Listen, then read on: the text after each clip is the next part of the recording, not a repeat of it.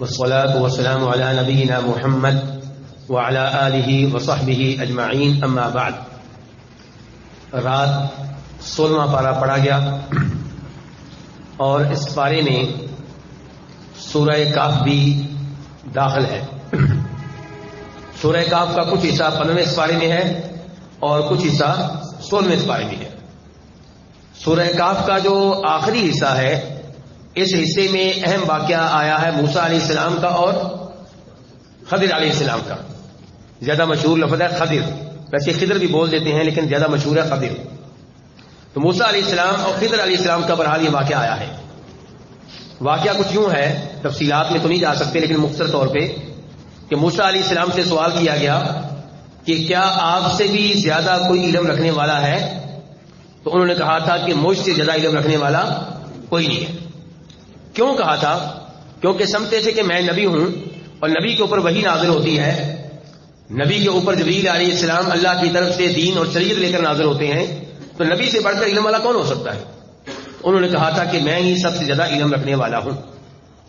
اللہ رب العزت نے موسیٰ علیہ السلام کی رہنمائی کی جناب خضر علیہ السلام کی طرف کہ وہ زیادہ علم رکھنے والے ہیں، آپ ان کی طرف جائیں، ان کے پاس پہنچیں۔ تو موسیٰ علیہ السلام نے سفر کیا، اور یہ سفر کس لیے ہے؟ علم لینے کے لیے۔ اس سے پتہ چلا کہ علم کے لیے سفر کرنا چاہیے۔ تو موسیٰ علیہ السلام پہنچتے ہیں، خضر علیہ السلام سے ملاقات ہوتی ہے اور کئی اس میں باتیں ہوتی ہیں، کٹھے سفر بھی کرتے ہیں۔ اس سفر میں موسیٰ علیہ السلام نے خضر علیہ السلام سے یہ طے کیا تھا کہ میں آپ سے علم لوں گا، اور خضر علیہ السلام نے آگے سے کہا تھا کہ میں علم دوں گا لیکن میری شرط ہے۔ شرط کیا ہے؟ کہ آپ میری ہر بات مانیں گے۔ تو موسیٰ علیہ السلام نے کہا تھا بالکل ٹھیک ہے۔ جب چلے تو جس کشتی میں بیٹھے موسیٰ علیہ السلام نے اس کشتی میں کیا کر دیا؟ سوراخ کر دیا۔ اور جی خضر علیہ السلام نے جب کشتی میں بیٹھے تو خضر علیہ السلام نے اس کشتی میں کیا کر دیا؟ سوراخ کر دیا۔ اس کے بعد ایک اور واقعہ یہ پیش آیا کہ ایک نوجوان، ایک لڑکا، اس کو بغیر کسی وجہ کے خضر علیہ السلام نے قتل کر دیا۔ پھر ایک جگہ ضیافت کے لیے گئے کہ ہماری ضیافت کی جائے۔ جن لوگوں سے یہ مطالبہ کیا، جس گاؤں والوں سے مطالبہ کیا، انہوں نے ان کی ضیافت کرنے سے انکار کر دیا۔ وہاں ایک دیوار گرنے والی تھی، خضر علیہ السلام نے اس دیوار کی اصلاح کر دی، اس کو ٹھیک کر دیا۔ موسیٰ علیہ السلام نے ان تینوں کاموں میں خضر علیہ السلام پہ اعتراض کیا، اور خضر علیہ السلام نے موسیٰ علیہ السلام کی اس معاملے میں کچھ زیادہ پرواہ نہیں کی۔ آخر میں جا کر بتایا کہ اصل میں حقیقت کیا تھی، کشتی میں سوراخ کیا تو کیوں، اس بچے کو قتل کیا تو کیوں، اس دیوار کی اصلاح کی، اس کو ٹھیک کیا تو کیوں۔ تو یہ واقعہ بہت زیادہ اہمیت رکھتا ہے، اس میں بہت سے دروس ہیں، بہت سے فوائد ہیں، بہت سے سبق ہیں۔ لیکن فی الحال میں جس موضوع پہ بات کرنا چاہتا ہوں وہ یہ ہے کہ خضر علیہ السلام نبی تھے یا ولی تھے؟ جی نبی تھے۔ کیسے پتا چلا آپ کو نبی تھے؟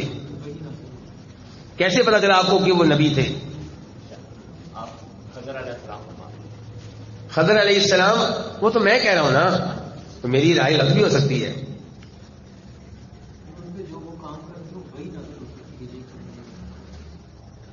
عام طور پہ ہمارے معاشرے میں چونکہ قبر پرستی کا غلبہ ہے اور پیر پرستی کا غلبہ ہے، پیروں کو بہت اہمیت دی جاتی ہے، جنہیں ولی قرار دیا جاتا ہے، ولی ہیں یا نہیں الگ موضوع ہے، ان کو زیادہ ہی اہمیت دی جاتی ہے۔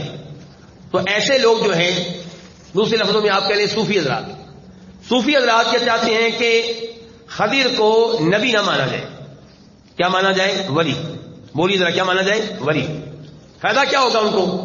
فائدہ ان کو یہ ہوگا کہ ولی کی شان دیکھو کہ ولی کے پاس اللہ نے نبی کو بھیجا ہے، نبی ولی کے علم کا محتاج ہے، ولی کی شان دیکھیے ذرا، اور یہ دیکھیے کہ ولی کیا کچھ کر دیتا ہے جس کا نبی کو بھی پتہ نہیں ہوتا۔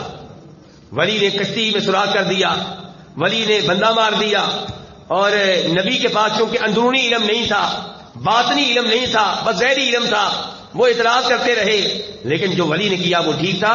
اور آج بھی آپ کو مزاروں درباروں کے ارد گرد ایسے لوگ مل جائیں گے جن سے پوچھا جائے کلمہ پڑھنا آتا ہے؟ نہیں. نماز پڑھتے ہیں؟ نہیں. روزے رکھتے ہیں؟ نہیں. تو بھئی آپ ولی کس بات کے؟ وہ کہتے ہیں ہمارے پاس خاص علم ہے، یہ مولویوں والا علم اور ہے، ہمارا علم اور ہے. تو یہ نظریات رکھنے والے چاہتے ہیں کہ خضر کو کیا مانا جائے؟ ولی مانا جائے، نبی نہ مانا جائے. لیکن صحیح بات یہ ہے کہ وہ اللہ کے نبی ہیں. وہ اللہ کے کیا ہے؟ نبی ہیں. کیا دلیل ہے کہ وہ اللہ کے نبی ہیں؟ اسی واقعے میں کئی دلائل ہیں جن سے پتہ چلتا ہے کہ وہ اللہ کے نبی تھے. مثال کے طور پہ کشتی میں سوراخ کیا، کسی کے مال کو نقصان پہنچانے کی اجازت ہے جی؟ وہ غریب تھے، مسکین لوگ تھے جن کے پاس کشتی تھی، اسی کے ذریعے بیچارے محنت مزدوری کرتے تھے، کرایہ لیتے تھے اور گھر کا خرچہ چلتا تھا. ان کی کشتی کو نقصان پہنچانا جائز نہیں تھا. نوجوان کو، بچے کو قتل کیا ہے اور بظاہر اس کا کوئی قصور بھی نہیں ہے، تو اس کو قتل کرنا جائز نہیں تھا. تو یہ سارے کام کیے. موسیٰ علیہ السلام نے اعتراض کیا تو آخر میں کہتے ہیں وما فعلته عن امری، میں نے جو کچھ کیا اپنی طرف سے نہیں کیا. جو کچھ کیا اپنی طرف سے، تو پھر کس کے حکم پہ کیا ہوگا؟ اللہ کے حکم پر. اور جس کے اوپر وحی نازل ہو وہ ولی نہیں ہوتا، وہ کیا ہوتا ہے؟ وہ نبی ہوا کرتا ہے. اس کے ساتھ ساتھ اسی واقعے میں آپ یہ دیکھیں کہ موسیٰ علیہ السلام کہہ رہے ہیں هل اتبعک علی ان تعلمنی مما علمت رشدا، میں آپ کا پیروکار بننا چاہتا ہوں. کون کہہ رہے ہیں؟ موسیٰ. اس شرط پہ کہ جو علم آپ کے پاس ہے مجھے بھی نہیں. کیا یہ الفاظ کوئی ولی نبی سے کہے گا؟ یا نبی ممکن ہے کہ نبی سے کہے؟ نبی سے کہے یہ تو ممکن ہے، لیکن نبی ولی سے کہے تم مجھے علم دو. بھئی ولیوں کے پاس تو علم آتا ہے نبیوں کے ذریعے. ولیوں کے پاس علم آتا ہے کن کے ذریعے؟ نبیوں کے ذریعے. یہ کیسے ممکن ہے کہ نبی عام ولی سے کہے کہ مجھے علم دو؟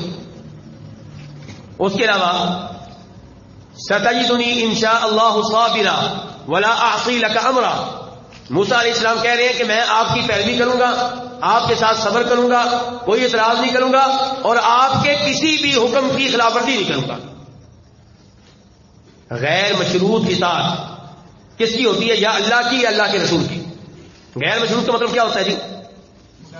بغیر شرط کے. والدین کی اطاعت مشروط ہے کہ غیر مشروط؟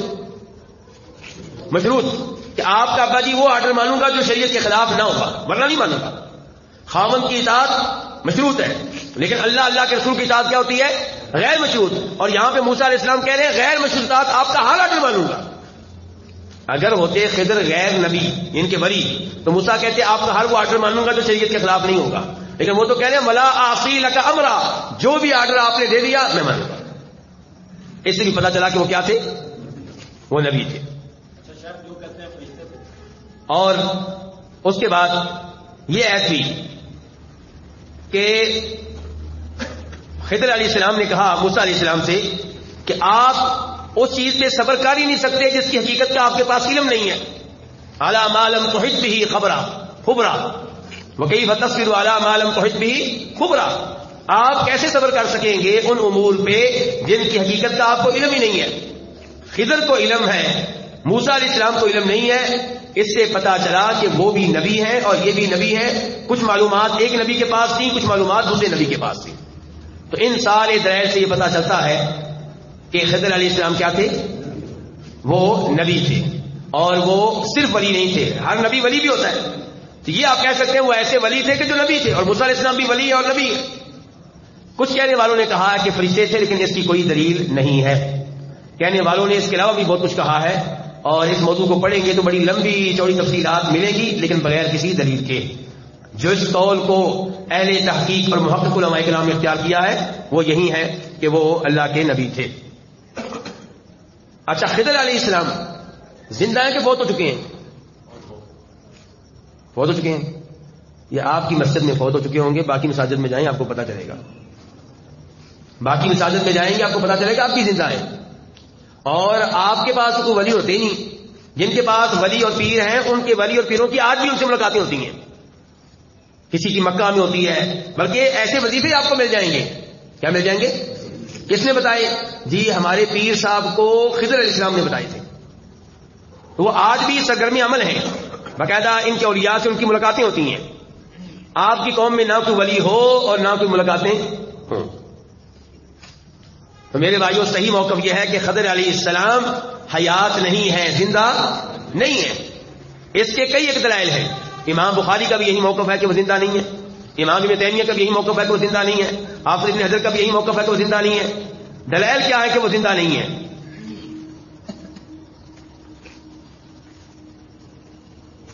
پہلی بات تو یہ ہے، دلیل ہم نے نہیں دینی، دلیل وہ دے گا جس نے یہ عجیب و غریب دعویٰ کیا ہے کہ وہ ابھی بھی حیات ہیں. دوسرے نمبر پہ ہم یہ کہتے ہیں کہ اگر وہ حیات ہوتے تو نبی علیہ السلام کی آ کر بیعت کرتے، آپ کے اوپر ایمان لے کر آتے، آپ کی اتباع کرتے، جہاد میں آپ کے ساتھ شریک ہوتے. اور ایک دلیل جو اس سے زیادہ واضح ہے وہ یہ کہ بخاری شریف کی حدیث ہے، نبی علیہ السلام نے فوت ہونے سے ایک ماہ پہلے عشاء کی نماز کے بعد درس دیا تھا، تقریر کی تھی، خطبہ دیا تھا. اور اس میں آپ نے کہا تھا کہ جتنے بھی لوگ آج اس روئے زمین پہ موجود ہیں ان میں سے کوئی ایسا نہیں ہے جو آئندہ 100 سال کے بعد بھی رہے گا، بلکہ سارے کے سارے 100 سال کے اندر فوت ہو جائیں گے. تو فرض کر لیتے ہیں کہ خضر زندہ تھے نبی علیہ السلام کے زمانے میں، تب بھی وہ آئندہ 100 سال کے اندر فوت ہو چکے. تو اس لیے یہ کہنا کہ خضر علیہ السلام زندہ ہیں اور انہوں نے آب حیات پی رکھا ہے. کیا پی رکھا جی؟ آب حیات کی کیا چیز ہوتی ہے؟ کہ جس نے یہ پانی پی لیا اس کے اوپر موت نہیں آئے گی. آب حیات آپ کس کو کہتے ہیں؟ اور حیات ہاں زندہ رہنے والا پانی. تو یہ سب غلط باتیں ہیں، فضول باتیں ہیں، ان کی کوئی حیثیت نہیں ہے. توحید بہت بڑی نعمت ہے. امام ابن تیمیہ رحمہ اللہ نے اپنی کئی کتب میں لکھا ہے کہ کئی حاجی حج کر کے آتے تو مجھ سے کہتے، اس بات کو جو ہے سنیے گا ذرا، مجھ سے کہتے کہ ہم نے آپ کو مکہ میں دیکھا ہے، ہم نے آپ کو عرفات میں دیکھا ہے، ہم نے آپ کو مینا میں دیکھا ہے. یہ کون کہتے؟ حاجی کہتے کس سے؟ امام تیمیہ سے. تو امام تیمیہ کہتے ہیں میں تو گیا ہی نہیں، میں نہیں جاتا، لگتا ہے آپ نے شیطان کو دیکھا ہوگا جو میری شکل میں آیا ہوگا. یہ کون کہہ رہے؟ امام ابن.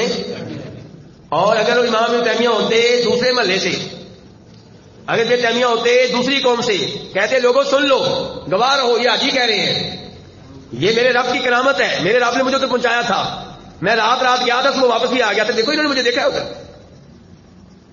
تو ایک اچھا بھلا ایک جناب والا ایک کرامت بن جاتی اور اچھا بھلا ایک مزار دربار بھی بن جاتا. ٹھیک ہے، لیکن امام ابن تیمیہ کے اوپر رب کا فضل و کرم ہے. وہ کیا کہہ رہے ہیں؟ میں تو گیا ہی نہیں، تو میری شکل میں جس کو آپ نے دیکھا ہوگا وہ کون ہوگا؟ شیطان میری شکل میں آیا ہوگا. تو یہ جو کہتے ہیں نا ہماری ملاقات ہوئی ہے کس سے؟ خضر علیہ السلام سے عرفات اور مینا و مکہ میں. تو اس واقعے سے آپ اندازہ لگا سکتے ہیں کہ ملاقات کس سے ہوئی ہوگی، ملاقات کس سے ہوئی ہوگی، یہ بتانا چاہتا ہوں. آج کے درس کی آیت نمبر 2 اور سورہ کاف کی آیت نمبر 82 وَأَمَّا الْجِدَارُ فَكَانَ لِغُلَامَيْنِ يَتِيمَيْنِ فِي الْمَدِينَةِ وَكَانَ تَحْتَهُ كَنْزٌ لَهُمَا وَكَانَ أَبُوهُمَا صَالِحًا فَأَرَادَ رَبُّكَ أَن يَبْلُغَا أَشُدَّهُمَا وَيَسْتَخْرِجَا كَنْزَهُمَا رَحْمَةً مِّن رَّبِّكَ. موسیٰ علیہ السلام کے ساتھ خضر علیہ السلام نے جو 3 ایسے کام کیے جو موسیٰ علیہ السلام کے لیے عجیب و غریب تھے، ان میں سے ایک کیا تھا کہ اس قوم کی دیوار کو ٹھیک کر دیا جس قوم نے ان کی ضیافت ہی نہیں کی، ان کی مہمان نوازی ہی نہیں کی. تو اس کے اوپر بھی موسیٰ علیہ السلام نے اعتراض کیا اور کہا اگر آپ چاہتے تو دیوار ٹھیک کرنے سے پہلے ان کے ساتھ مزدوری طے کر لیتے، وہ ہمیں مزدوری دیتے، ہمارے کھانے کا بندوبست ہو جاتا، ان کی دیوار ٹھیک ہو جاتی. تو موسیٰ علیہ السلام نے یہ اعتراض کیا. خضر علیہ السلام نے پھر کیا جواب دیا تھا اس کا؟ کہا جہاں تک تعلق ہے دیوار کا، میرے بھائیوں دھیان سے، آپ کی نیکی کس کس کے کام آتی ہے ذرا دھیان سے سنیں. کہا جہاں تک تعلق ہے دیوار کا تو یہ 2 یتیم بچوں کی تھی، اور اس دیوار کے نیچے ایک بڑا خزانہ ہے. عبدالرحمان بھائی دیوار کے نیچے کیا ہے؟ بہت بڑا خزانہ ہے. تو اللہ رب العزت نے چاہا کہ بچوں کے لیے خزانہ کیا رہے؟ محفوظ رہے. یعنی کہ اگر دیوار گر جاتی تو کیا ہونا تھا؟ خزانہ نکل آتا، کسی نہ کسی کی نگاہ پڑ جاتی. لیکن اللہ نے اس خزانے کو محفوظ رکھنا چاہا. کیوں بھائی؟ کس لیے؟ فرمایا وَكَانَ أَبُوهُمَا صَالِحًا، ان بچوں کا باپ بڑا نیک آدمی تھا، اور باپ کی نیکی مرنے کے بعد بھی کس کے کام آ رہی ہے؟ بچوں کے کام آ رہی ہے. آپ کی نیکی آپ کے بچوں کے کام آئے گی. نیکی کا راستہ موجودہ ایام کے لحاظ سے بھی عمدہ راستہ ہے، سکون ملتا ہے، اور آخرت کے لحاظ سے بھی عمدہ راستہ ہے، جنت ملتی ہے، اور آخرت سے پہلے آپ کی اولاد کے لیے بھی اچھا راستہ ہے، آپ کی نیکی آپ کی اولاد کے کام آتی ہے. تو یہ اہم نقطہ ہے. وَكَانَ أَبُوهُمَا صَالِحًا. اللہ نے اس خزانے کی حفاظت کیوں کی؟ کیونکہ ان یتیم بچوں کا باپ کیا تھا؟ نیک آدمی تھا. آج کے درس کی آیت نمبر 3، 4، 5، 6، 7، 8 اور آغاز ہو چکا ہے سورہ مریم کا. سورہ یا اخت ہارون ما کان ابوک امرأ سوء وما کانت امک بغیہ. سجدہ مریم شادی کے بغیر ہی ماں بن چکی ہیں. سجدہ مریم کے بچے کا نام کون سا بچہ بتائے گا؟ یہ ہمارے پاس 2 بچے موجود ہیں. سجدہ مریم کے بچے کا نام بیٹا نہیں پتا. سجدہ مریم کے بچے کا نام عیسیٰ علیہ السلام. دے جی انعام دے گی بچے کو. آئیں گے. بچے کا نام کیا ہے؟ عیسیٰ. سوال تو مشکل نہیں تھا لیکن آخری نام تو دینے نام نہیں. تو عیسیٰ علیہ السلام کو اٹھائے ہوئے سجدہ مریم آئی ہے. اب قوم حیران، اور شریف خاندان سے تعلق رکھنے والی یہ مریم بچہ کہاں سے لے آئی؟ انہوں نے کہا یا اخت ہارون، او ہارون کی بہن، نہ تیرا باپ بدکار تھا نہ تیری ماں بدکار تھی، تو ہارون کی بہن ہے. یہ کام کیا تم نے، یہ حرکت کیا تم نے.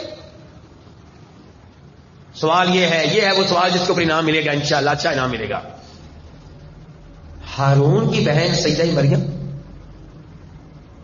وہ کیسے؟ یہ مجھے جو نقطہ سمجھا دے گا اس کو انعام ملنا ہے، اور اس کے اوپر میرے خیال میں کم از کم 200 روپے انعام ملنا چاہیے. لیکن جو سمجھائے گا آپ نے مجھے جلدی کریں. جی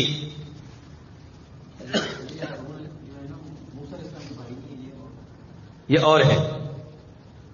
اللہ آپ کو ذائقہ خیر دے. آ جائیے ماشاء اللہ دیں گے. آئیں جی انعام لیں. اتنی لمبی چوڑی آپ نے وضاحت نہیں کی، صرف 150 روپیہ انعام دیا جا رہا ہے آپ کو. اللہ آپ کو ذائقہ خیر دے. پھر بھی بڑی ہمت ہے آپ کی ماشاءاللہ. یہ تکا لگایا ہے کہ کوئی علم تھا پہلے؟ ماشاءاللہ.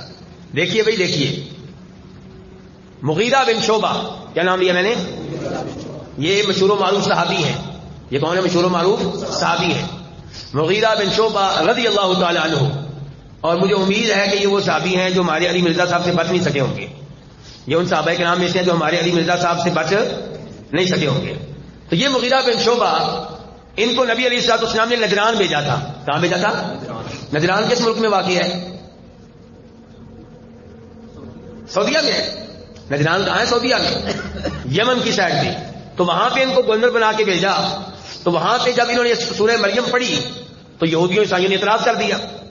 انہوں نے کہا آپ سجدہ مریم کو ہارون کی بہن کہہ رہے ہیں، ذرا دھیان سے. جی آپ کہہ رہے ہیں کہ سجدہ مریم یہ ہارون کی بہن ہے. ہارون موسیٰ علیہ السلام کے بھائی ہیں. موسیٰ علیہ السلام اور ہارون علیہ السلام اور عیسیٰ علیہ السلام کے درمیان صدیوں کا وقفہ ہے، فاصلہ ہے.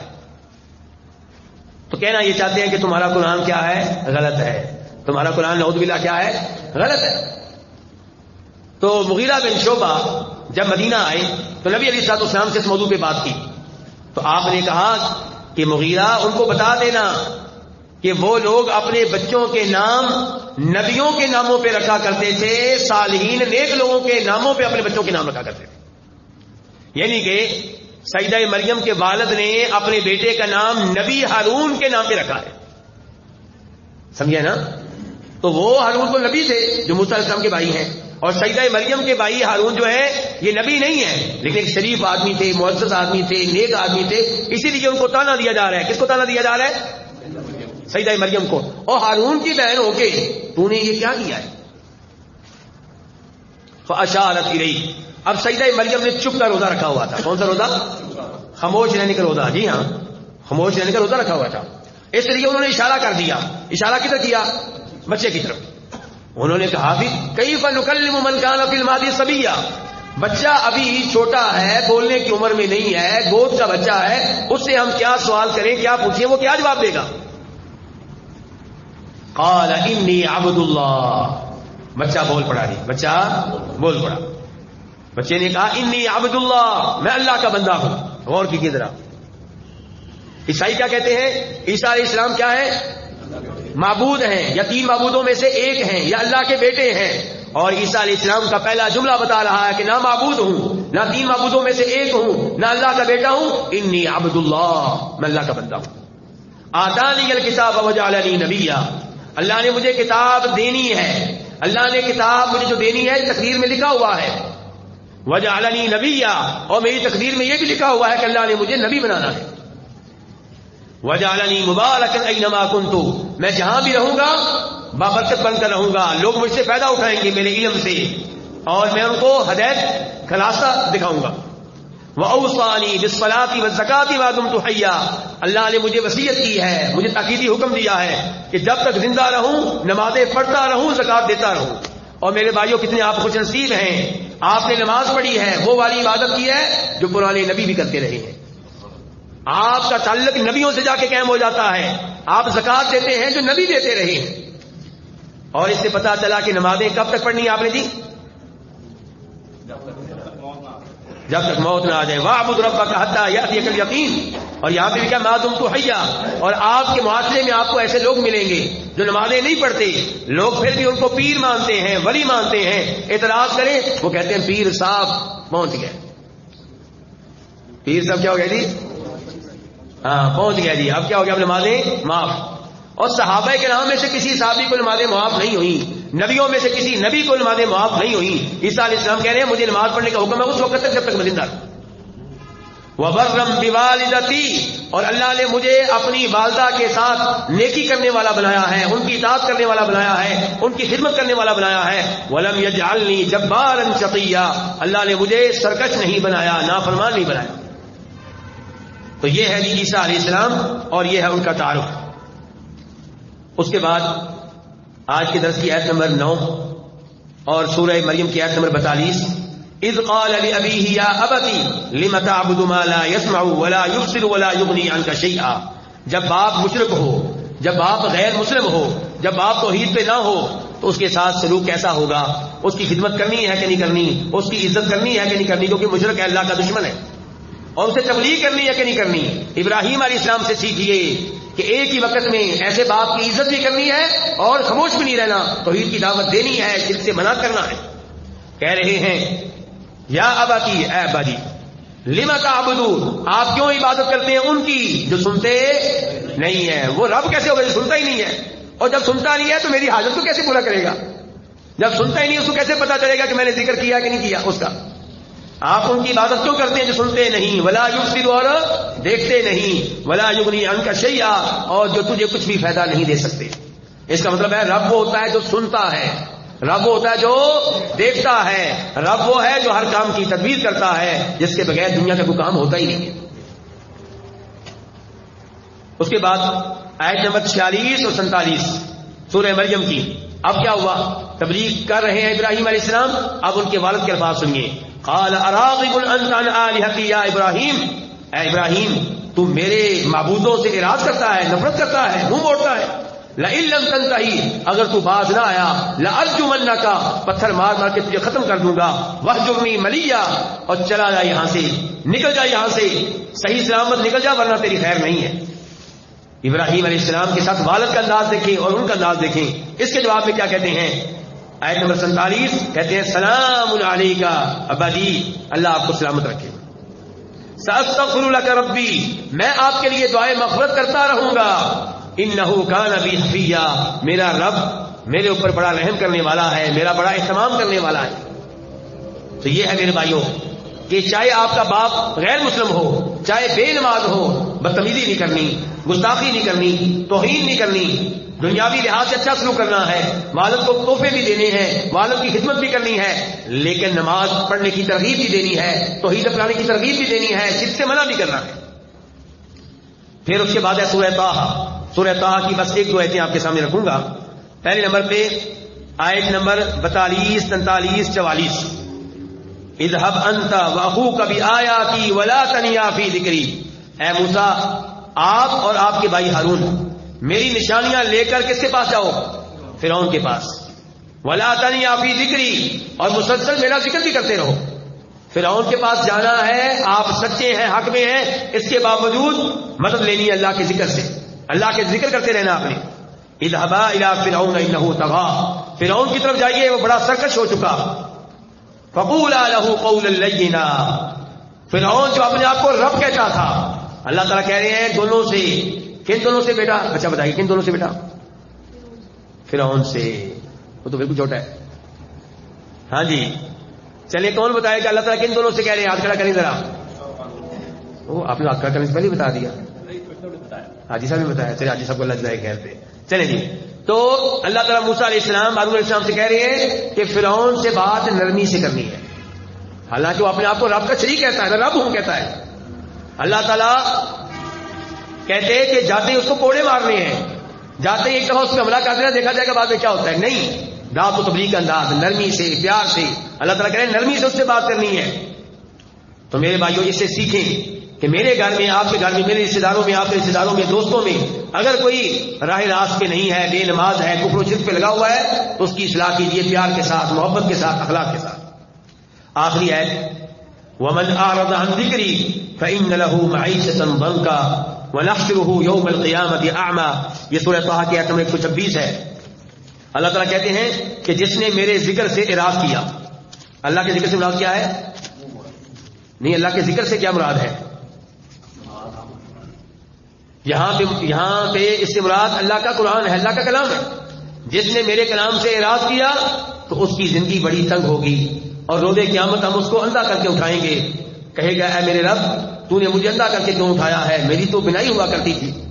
اللہ تعالیٰ کہیں گے کیونکہ تیرے پاس ہماری آیتیں آئیں، ہماری نشانیاں آئیں، ہمارا کلام آیا، تو نے اس سے اعراض کیا، تو نے اس کی طرف توجہ نہیں دی، اس سے منہ موڑا، اس کو بلائے رکھا، ترک کیے رکھا. آج تو تجھے بھی ترک کر دیا جائے گا.